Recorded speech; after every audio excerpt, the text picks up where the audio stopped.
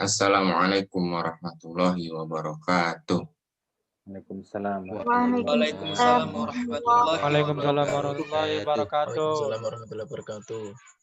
Alhamdulillahirabbil alamin. Amma ba'du. Good morning, ladies and gentlemen. My name is Hafid Nur Ihsan. It's awesome and precious change for me to be your master of ceremony in this morning on Wednesday, 25 of November 2020. In our routine activities every week. First of all, let's thanks to Allah who is giving us mercy, guide, happiness, and healthy, so we can attend and participate in this event without any obstacles until now. Secondly, praise and salutation be upon to our Prophet Muhammad Sallallahu Alaihi Wasallam, the last messenger, the best figure of this universe, the person who was able to save us from Jahiliyah era to Lightning era, from Unta era to Toyota era. In this lovely moment, I would like to say welcome to Mr. Nurul Ihsan, a Class B lecturer in English, and of course, all of my dear friends.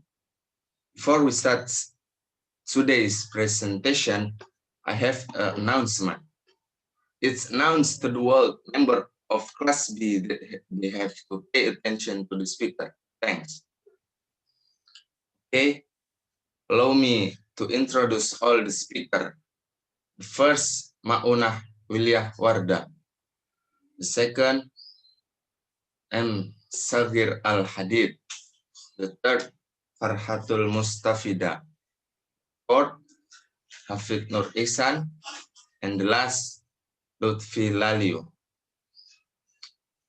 Okay, the first material will be explained by Maunah Wilyah Wardah.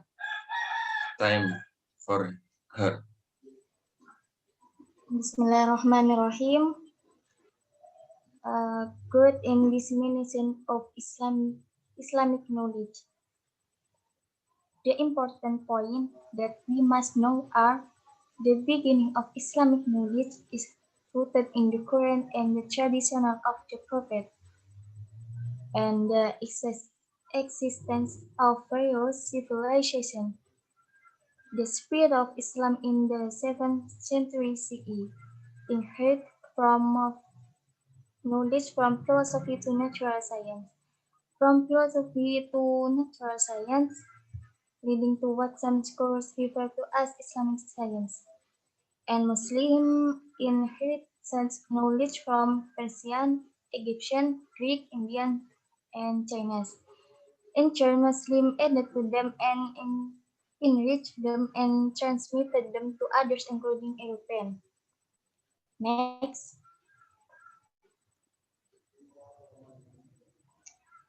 And the following is an outline of the classification knowledge by the Muslim philosopher Al-Farabi are science of language, philology, mathematical science, physics or natural science, metaphysics, and political science, jurisprudence, and theoretical technology.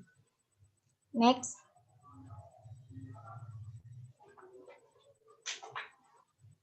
Another famous classification is that of the technologian Al-Ghazali. There are two, namely is religious science and the second intellectual science.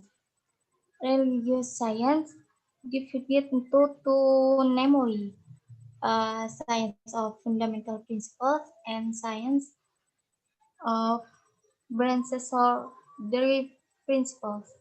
Science of fundamental principles are science of divine unity, science of prophethood, science of eschatology, and science of source of religious knowledge. And science of branches or derived principles are science of people obligation to God, science of people obligation to society, and science of obligation to own soul.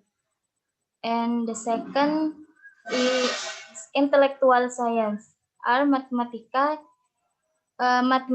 logic, physics, or the natural science, and the last science of being beyond nature and metaphysics. Please back to the first. Okay, the next material will explain by Sagir Al-Hadid. Time for him. Before Sagir, please I will explain first. Jadi di sini kali ini pembahasan kita itu tentang pertumbuhan dan penyebaran ilmu agama. Awal dari pengetahuan Islam itu berasal dari dua hal. Yang pertama itu Al-Quran, yang kedua itu tradisi Nabi. Selanjutnya dari hal tersebut, Muslim itu bersentuhan dengan berbagai macam peradaban akibat dari penyebaran Islam pada abad ke-7 Masehi dan diwarisi dari pengetahuan dari filsafat ke ilmu alam yang mengarah apa yang disebut dengan sarjana sebagai ilmu Islam. Dari itu juga Muslim mewarisi ilmu tersebut dari Persia, Mesir, Yunani, India, dan bahkan Cina. Dan pada gilirannya, Muslim juga menambahkan mereka dan memperkaya mereka menyebarkan ke orang lain, termasuk ke negara Eropa. Next.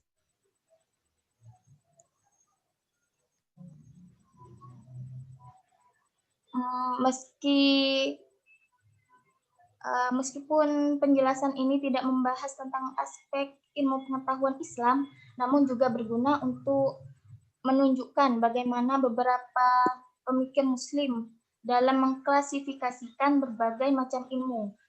Dan di sini juga ada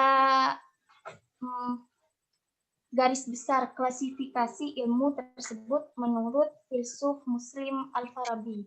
Yang pertama itu ilmu bahasa, yang kedua logika, kemudian ilmu matematika, metafisik, atau ilmu alam, yang terakhir itu politik. Pengetahuan politik, jurisprudensi, dan teknologi dialektikal. Next.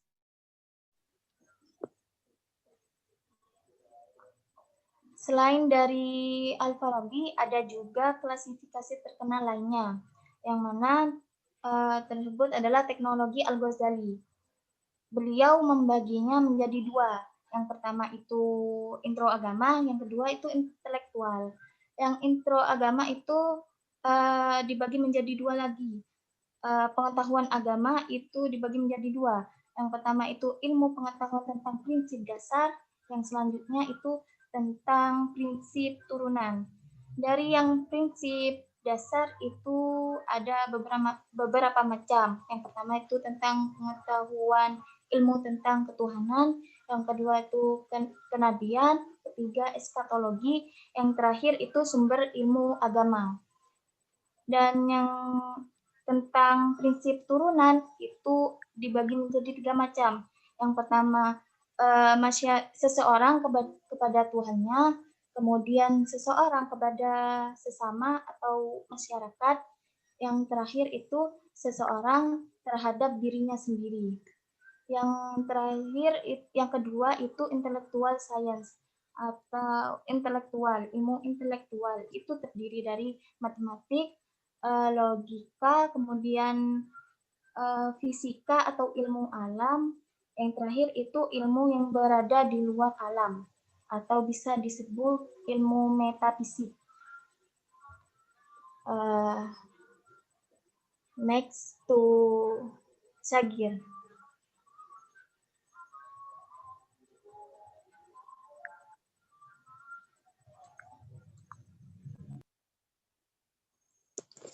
Okay.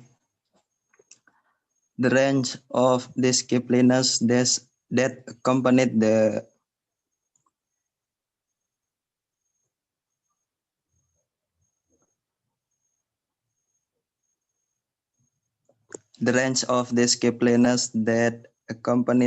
emergence of distinct school of thought in the Quran and Hadith studies, law, theology, philosophy, science, Arabic, linguistic, and literature saw the development of educational institution to disseminate teaching and research.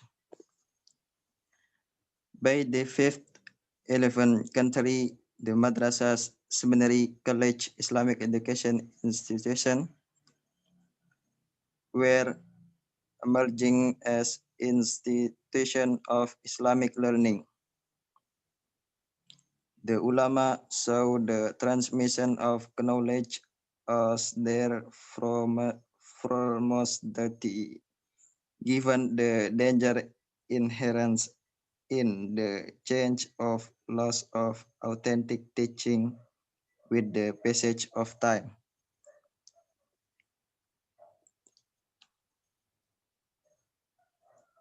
Berbagai disiplin yang menyertai munculnya berbagai sekolah pemikiran yang berbeda dalam Al-Quran dan hadis tadi, hukum, teologi, filsafat, ilmu pengetahuan, Arab, linguistik, dan sastra.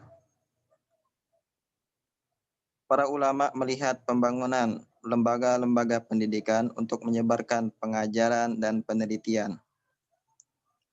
Pada abad ke-5, ke-11, madrasah, seminari, perguruan tinggi, lembaga pendidikan Islam muncul sebagai lembaga pembelajaran Islam.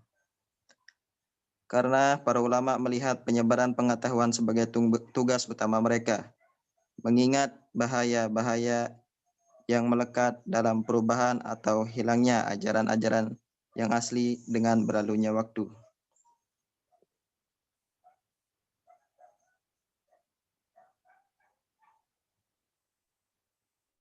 That for me.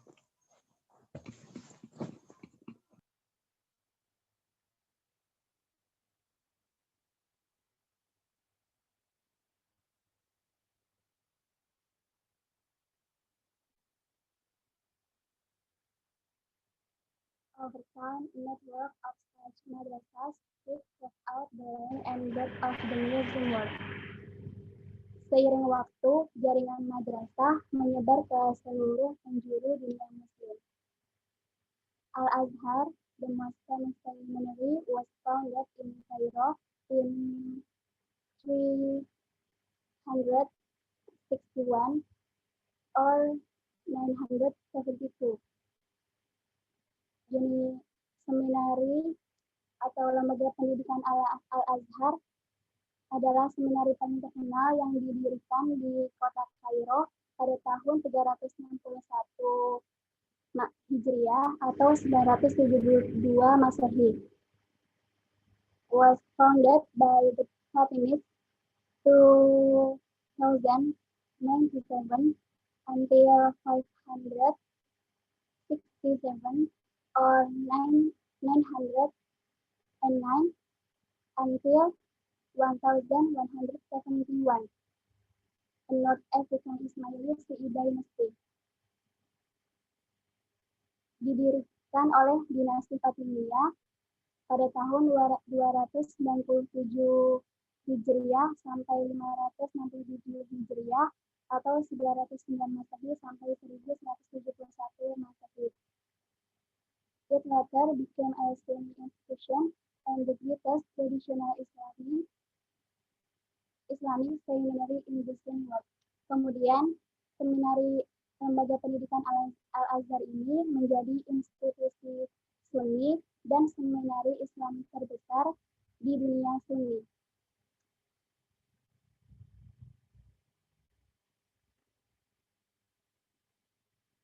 In the madrasas, as well as in other study circles, scholars taught legal and theological subjects, in addition to medicine, literature, mathematics, natural science, and philosophy.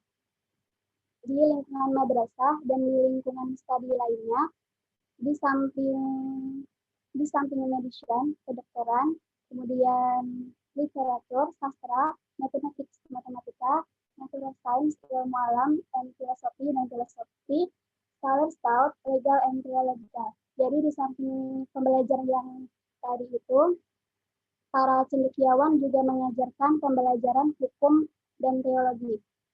Teologi yaitu ilmu yang mempelajari segala sesuatu yang berkaitan dengan keyakinan beragama.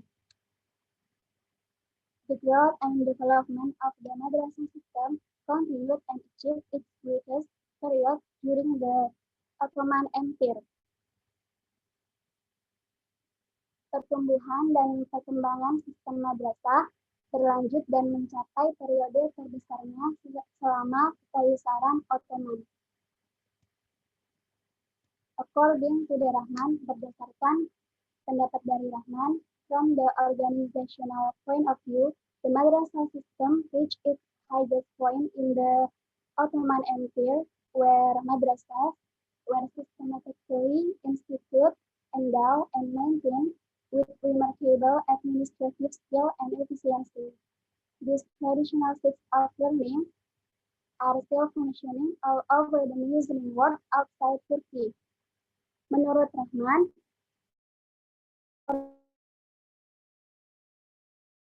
tertingginya yaitu pada masa Kekaisaran Ottoman, di mana madrasah didirikan, endowed, diberkahi, and maintain, dipelihara with remarkable administrative skill and efficiency, dengan keterampilan dan efisiensi administrasi yang luar biasa. These traditional systems of learning are still functioning. Tempat belajar tradisional ini masih berfungsi all over the Muslim world outside Turkey, di seluruh dunia Muslim di luar Turki. Next.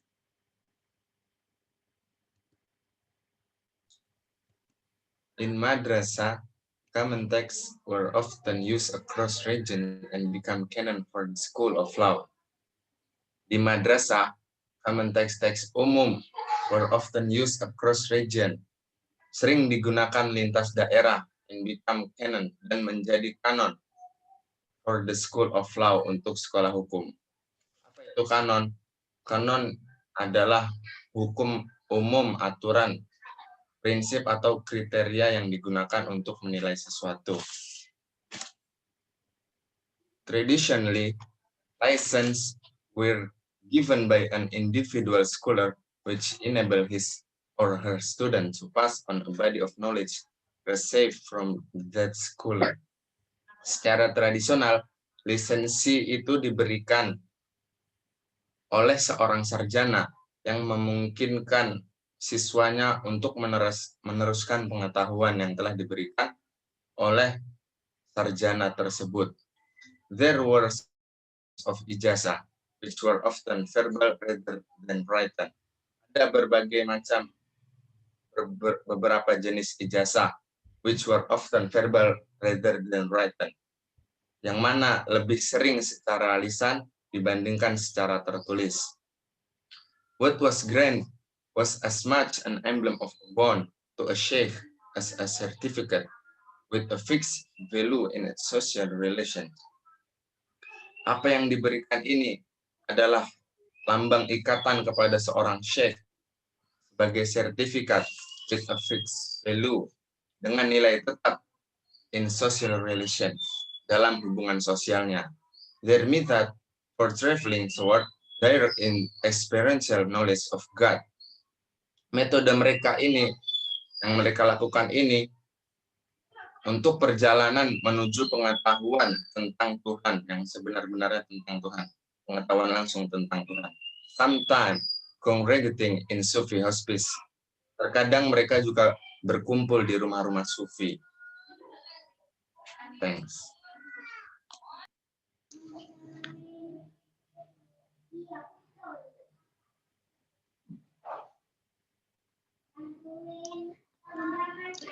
The great tolerance and flexibility of Sufis has helped them build bridges between Islam and other religions tradition. Also, Sufis played a key role in spreading Islam to remote regions. The firm establishment of Islam in Central Asia, Sind and Bengal, was due to the Sufis, who also traveled to North Africa, Anatolia, and the Balkans. Jadi, toleransi yang besar dan fleksibilitas dari Sufi telah membantu mereka membangun jembatan antara Islam dan tradisi agama lainnya. Selain itu, Sufi juga memerankan peran kunci dalam penyebaran Islam di daerah terpencil. Berdiri kuatnya Islam di Asia Tengah, Sind dan Benggala itu karena Sufi. Karena para Sufi melakukan perjalanan ke Afrika Utara, Anatolia, dan Balkan. Terima kasih.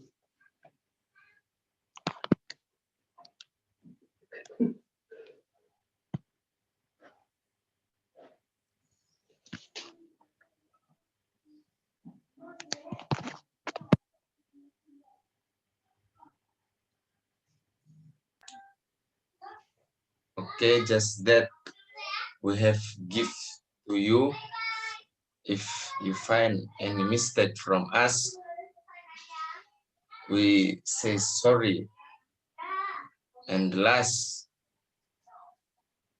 wabillahi taufiq wal hidayah, waridho wal inayah. Wassalamualaikum warahmatullahi wabarakatuh.